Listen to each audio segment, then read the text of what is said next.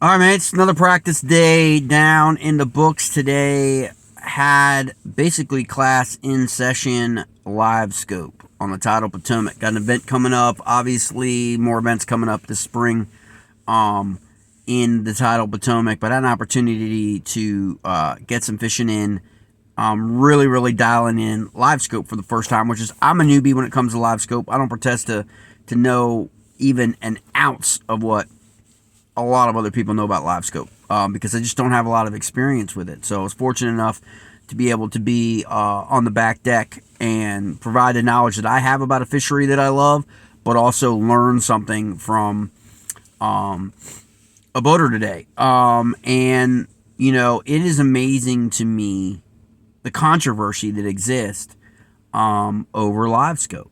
And it just seems to be like this tug and pull and stuff, you know, and maybe it's brought about by people who have channels like I have that are just like Randy Blockett or whatever, that are really adamant opposed, and then you've got people that, you know, but slowly but surely over the starting in late last fall and a little bit during the wintertime, had some experience with people who have Livescope that had invested a lot of the money. But it's not just about money, mates. I'm going to tell you what. And probably a year ago, I might have had a different take on Livescope. But from a biology perspective, of something that I love from college and studying marine biology and all of that, and you guys know what predominantly most of my stuff is really about forage species and crawl and the rivers and reading rivers and all of that stuff. For me, for when I become a guide, because that's something that I want to do in the future, is become a guide.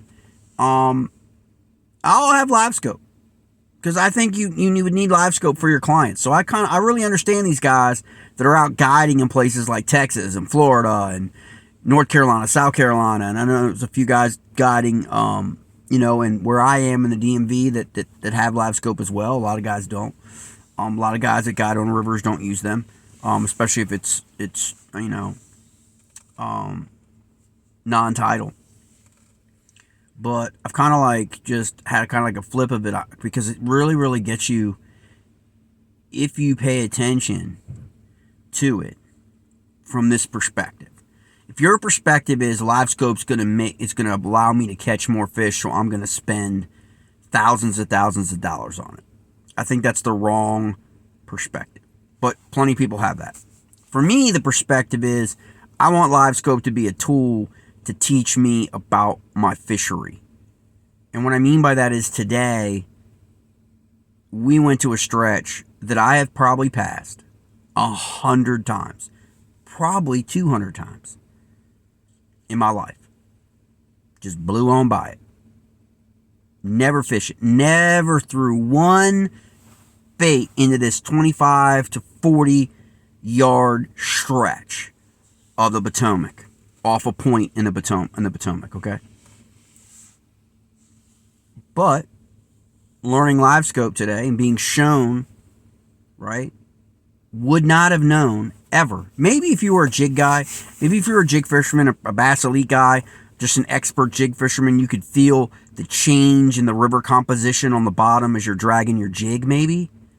So I give those guys a lot of credit, because there's quite a few of those guys that are just know, like, wait, I just went from gravel to sand, right? Well, if you're in your kayak, or even if you're in your kayak or in your boat and you don't have any of that, any kind of electronics or whatever, that you're not really going to get that dialed in at all, right? You're going to just, like for me, just blow right on by it, right? Like, doesn't, you know, on that part, because it wasn't right on the point or right on the secondary point, it was below, okay? And so, again, Livescope showed us a slight little deviation, and that slight little deviation held fish today, where both of us caught fish off of this stretch. It's, like I said, 25 to like 40 yard stretch that I would have blown right by in any event, either in a kayak or in a boat. Would have been transitioning from one creek to another, okay? And so this is what the value that Livescope presents, and side imaging, maybe. Not necessarily Livescope per se, but side imaging presents to people, which is why it's incredible value in technology. It becomes a tool to locate river composition changes, ditches, contours, all those things, right? In a very, very, I guess more of a targeted manner than say the old graphs, right? That we've all come to use over the years. So for me, it's more about like the fishery, and it doesn't help you catch fish. Like, it's not gonna catch a fish for you, but I think it's gonna demonstrate where schools and where you can mark. And I always tell people that I always talk to, that reach out to me about, you always want to have a composition book like you had in school. Okay, like you're making notes every day you're out on the water, like where you saw the shad and the herring, and the bait balls, and what the composition of the changes were, like, and so we found today fish that haven't spawned yet. They're just about ready to spawn. Okay, and it's, end of the first week of May, after the storms that we had, which probably could have thrown them off a little bit last week. But then I come to find with this Livescope thing, basically, if you have Livescope and you want to just trip out, take your Livescope down on the Potomac to Mallows Bay, where all the sunken ships are. Okay, 200 plus sunken ships, mates, and just have at it, and get back to me on what you find. Okay, because those bass will spawn on those ships. Like, there's ships underwater with grass growing all on the metal, right? Or in wood and metal from the old ships. Bass will spawn right on that. Like, it'll blow your freaking mind. So just, again, tip there. And then go, and then you get that, and then you kind of move right on up, and you can hit Chickamuxon, which is full of grass. And no one ever talks about it. No one talks about it. Like, around that bend and in there, it's tons of grass. And there's bass all up in there in droves, okay? But it's one of those areas, it's south of the mat, for those people who launch out of Smallwood. It did a lot, it's not really, a lot of people don't talk about it that much, it's just one of those things, but it's on there, everyone knows it, everybody knows it, sees it, it's a big-ass creek, okay? You can launch out of Mallows, doesn't matter where you're kayaking, you can launch out of Mallows in a kayak and kind of going up, especially if you got a motor. So let's get back to the Livescope, though, man. I just don't really understand, like, there's so much controversy over the technology that exists. And I guess it also exists in the kayak community over motors, because there's a lot of people now that don't want motors in competition. Okay, like the Hobie Trail doesn't allow you to use motors, but KBF and Bass do. But most local trails do. But there's like a lot of people just don't, and a lot of it, again, my opinion of it is like, it's usually people who don't have motors. Livescope, the people who object to Livescope the most are usually people who don't have it. Maybe they can't afford it. And like I said earlier, man, I could add 2 Old Town kayaks for the price of a freaking Livescope now. Old Towns are a little bit more expensive nowadays, because you can get them all tripped out. But, and so I just think that people kind of miss it. We've always going to go through this technology. Should Livescope be banned from tournaments? No. Like, I don't see why it needs to. There are other things that bass can be doing. Like, for example, stop taking fish out of our river, out of our tributaries, and taking them all the way up, and then releasing them 10, 15, 20 miles in a bay somewhere. Okay? Stop doing that. Okay? Stop catching fish on the Chickahominy River in Virginia, all the way back in the grass during the spawn in a tournament, and then run them all the way out the Chickahominy in your boat, all the way up to James River to Henrico County and Osborne Landing, and dump the fish there. We ought to start talking about that shit, and not about Livescope or trolling motors or technology. Talk about how we are slowly but surely during spawning season relocating fish. And we really don't know what the mortality rate really is. We really don't. We guess at it. It's a lot higher than people think about fish that are dying after being in a live well and being weighed in and then being released. Okay, we know that very, very few return back to where they were. Okay? So these events that are being scheduled, okay, people need to talk about that a lot more. I know it happened down in Alabama too, I think. Places like Pickwick and places like that where they're like catching smallmouths and then taking the smallmouths all the way out of the smallmouth habitat for a tournament, because they caught 20 plus pounds of smallmouth, and then they're letting them go in what's really not a very, conducive environment for smallmouth, right? Like, I mean, this is not unique to where we live, mates, okay? This is happening all over the country quite slowly and quietly, but there are some people that are making noise. I just wish they'd make more noise about that than about Livescope, like technology. Yeah, it's expensive. And sometimes I think people can be pretty arrogant about the fact that they're sponsored and they didn't have to pay for their Livescope, okay? Whereas the average person in the country, out there, Livescope's expensive.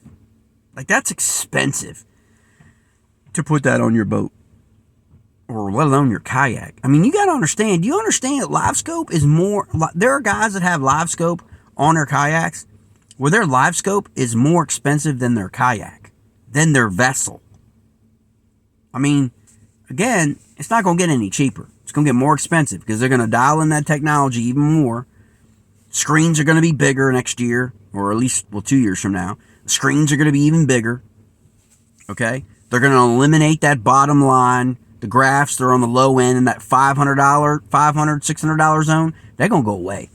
This is what happens. Okay? In the evolution of technology. This is what happens. Things don't get cheaper. I know they act like, oh, cell phones get cheaper. Yeah, sure. Mm-hmm. But we still keep buying that expensive brand new Apple, right? We keep buying that brand new expensive Samsung with all the new gimmick and all the new technology, right? Sure, there's always going to be a cheap phone or a cheap brand somewhere. But slowly but surely, they're all going to be north of $1,000. That $999 level is going to become real popular. Especially the fact that a lot of this stuff's made overseas. I'd rather have them argue about that. From a patriotic standpoint, from a Chinese standpoint, or Taiwanese, whatever it is, like, a lot of this technology is not even made in our country. And yet, it's on the boats of probably the most patriotic people I know on the planet. But they don't think about that. Okay? But I'm becoming a believer. I mean, I still got a long way to go. Like I said, class 101, Livescope 101 for me.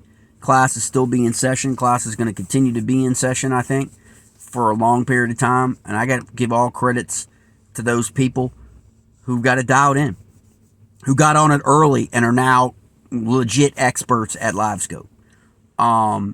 Because that's a lot of work, man. It's not a plug and play thing. I know they want to talk, oh, it's like a video game. Yeah, but it's not, man. Like, it is a very technical thing.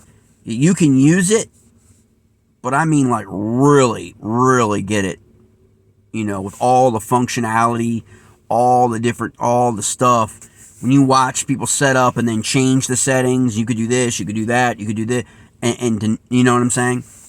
It takes a lot of brain power, okay? In different conditions as well, to know what your settings should be in certain conditions, like out on a lake like a Champlain or Oneida or Cayuga, big lake, or like Erie or St. Clair, versus, say, a tidal fishery or, something along those lines. Having to have all that knowledge set and skill set. It's not just plug it in and play, okay? So at some point, we also got to be like understanding that those guys that are standing there looking at that screen all day, that are catching fish, they put in a lot of work to get to that point.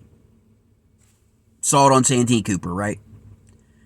I mean, I would have thought, like, where were they fishing at, right? Where are those guys fishing? That don't look like Santee Cooper to me. And I used to live down in South Carolina for a few years. Like, Santee Cooper was like all back in the cypress trees, all back where the gators are, all back in that, whether it's Marion Moultrie and all, these guys were like out in freaking middle of freaking, massive flats, eel flats, right? Eelgrass flats. And nobody fished like that 10 years ago, 15 years ago on Santee Cooper. That fishery's coming, like, it's going to be booming in the next 5 to 7 years, if it's not already, right?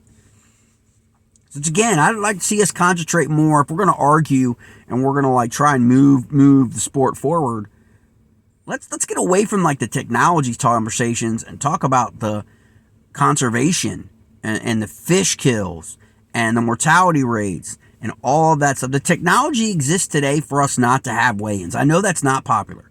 And I know that from an economic standpoint, that a lot of towns and cities, they rely on those weigh-ins. They rely on people coming in and staying in and using those weigh-ins to attract people. And that's a hard thing. That's a hard like thing to wean someone off of who's used to that economic revenue.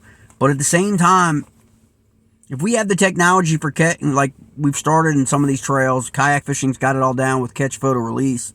But some of the trails have done to the, basically having what I call a spotter, who basically the weighing and putting the fish back in and doing all that on the boats. That's probably the way all these trails should go. Like, that's a conversation we should be having. Not about Livescope. Not about technology. Not about horsepower on boats, size of boat. That's the evolution of technology that we all just need to embrace. Even you, Randy. Okay? And then move the sport forward through education. But most of the people that are so anti-Livescope have never even used it. Never been on a boat with it. They just see it as a disadvantage to them because they don't have Livescope. And I get that. But that's not a reason for shutting it down. Like, shutting technology down that ultimately provides a lot of resource, a lot of education, a lot of understanding on fisheries, on the biology, on the ecosystem, and all that stuff for those people who actually want to utilize it. And that was kind of the manner in which I looked at it from is how effective can it be in learning more about a fishery and fish behavior than necessarily like catching more fish. Ultimately, you got to catch them, So that's just my take on Livescope today. Like I said, I've been these periodic updates on some of the things. I'll do some videos as a new beginner to Livescope, just different things, little things that I've learned, that I've been taught, some kinds of tricks, some kind of little things on settings and things like that. I've already gotten probably 40, 50 pages of freaking like notes and stuff that I've been keeping for Livescope. So, to help other people out. Because I'm sure when someone comes on my boat and it's there, I want to be able to educate. I want to be able to inform, so they can decide whether or not it's right for them, and then they can pass that on to their son or their daughter or their brother or friend or whatever like that, or educate their club or educate, anyone else on, all of the things, the value aspect of Livescope. Because again, it's expensive technology. It is. And not everybody can afford it, and that's just it. And so when people talk about it, how like, a lot of times people get on these podcasts and stuff and talk about it like, it's just like a rod, or it's just another tool. No, it's not just another tool. It is a very expensive tool that only a small portion of our fishing community can actually afford. So when pros start talking like that, like it's, everybody's got them now. Not everybody has them now. And that's their own community issue, where when they're making that statement, they're not talking about you and me. They're talking about elites. And maybe every person on the elite tour does have it, which makes sense. But it gets projected out like everybody out there should have it. Everybody out there has it. What's the problem? Not everybody does. If you look at the sales for Livescope, and then you look at the number of people estimated to be in the fishing community in the United States, they'll open their eyes to the reality that it's a very, very small percentage of the fishing community that can afford and has currently bought Livescope. That's just a fact. It's not as widely, but it's marketing. Okay, and that's why it's on TV, and that's why it's projected, and that's why people have a vested interest in selling technology. Doesn't matter what brand it is, okay? But just remember that, like, when you have these debates, right? Look at the, again, are they talking about you? Are they talking to you?